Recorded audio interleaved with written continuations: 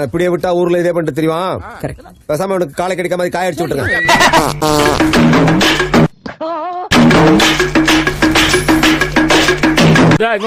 கர்மா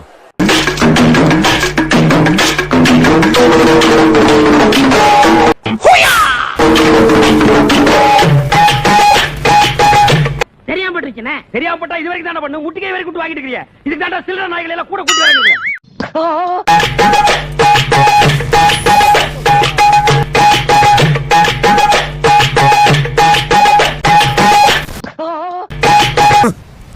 Thanks.